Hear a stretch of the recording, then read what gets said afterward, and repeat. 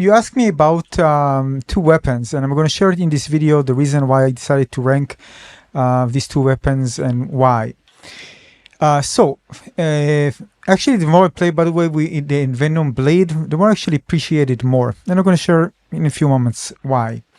So the Force Steel Blade and the Envenomed Blade, both of them, as you can see, scaled with first B strength and then technique. You can see the difference in the damage. Again, you won't eventually find it that it's not really a huge difference, especially if you consider the tick damage of the damage over time for the poison, which I'm going to share with you why it's a pretty big advantage. Although still I want this weapon to be buffed for sure. And what of the disadvantages of using the Force Steel Blade? Alright, so yeah, these are two weapons, and yeah, which one is better and why I actually rank them as I rank them in the tier list.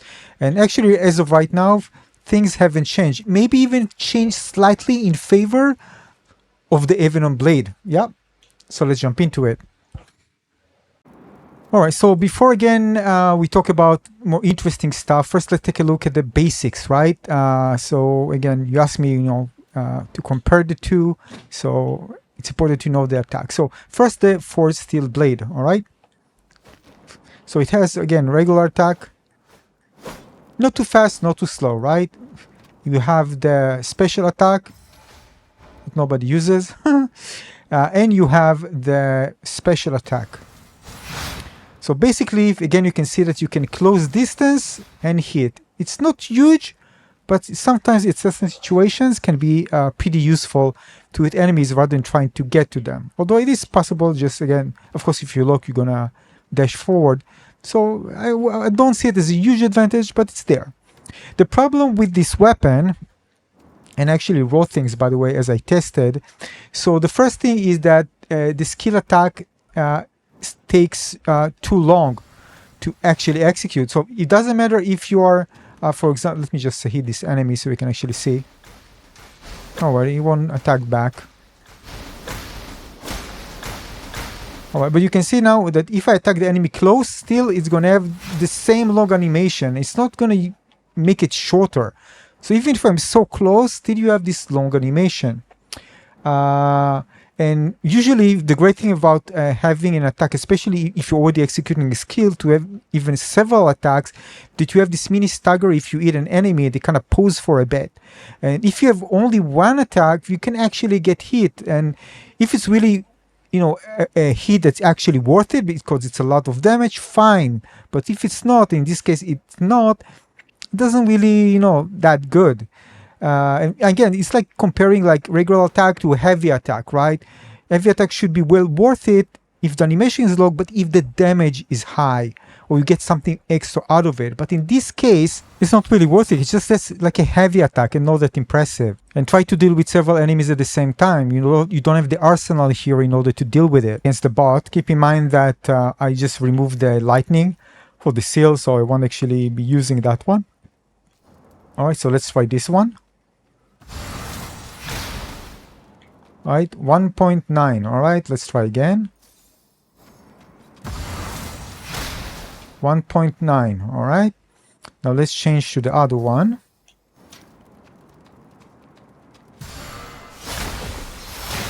Alright. 2k, right? Or 2.1. Alright, of course, keep in mind that if you get the poison, you're going to get damage over time as well if you get it, active. Alright, let's talk multiple targets. None of them are actually great against multiple targets for sure. This is also, they get a bit ranked low for that, not a bit, a lot. I mean, specifically for multiple targets. However, in the case of the Envenomed Blade, it is better. Again, because first of all, you have the gas cloud, which can hit, and it's slightly larger hitbox. I mean, based on my testing, I'm going to see it here. Yeah, I mean, I chose a few big enemies. But we try to attack both of them at the same time. I mean, that was the idea. You can see that I can get them both. It's not a big radius, of course, but I can, if they're close together, I'll get them both.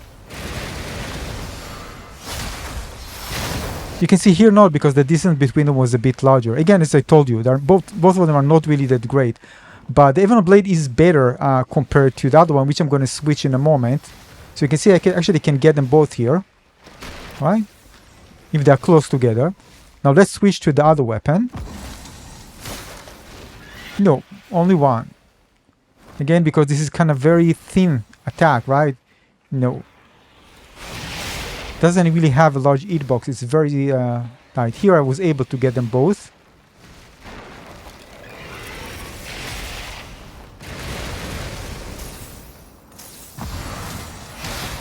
No, just one. Anyway, you can see it's very, it's hard and very inconsistent compared to the other weapons. So yeah. So the 4 still bad, although it's pretty boring just having this attack. But closing distance, how actually useful it is. So, I mean, let's try, for example, here also. Actually, she get a bit further away, so it's actually really a good place to check it out because she evades. So you can see I can close distance and get the stagger with the one attack, right? Which is nice. Otherwise, if I needed to move and execute a skill, it would take longer. You can see I actually can catch her while she's mid-air. Nice. But you need to understand, it's also very punishable. This means that because of the long attack, if I'm not synchronized with the enemy's attack, I can easily get punished by it. And there's no way for me to cancel it. And again, it's very, very limited. Like a very simple heavy attack with the advantage of closing distance. And even then, it needs to finish the animation even if you're so close. And you can easily close distance on enemies by just dashing. Look at that. Now I'm going to dash, you see? Easy to close distance and continue. And if you have a better skill, it would just be worth it.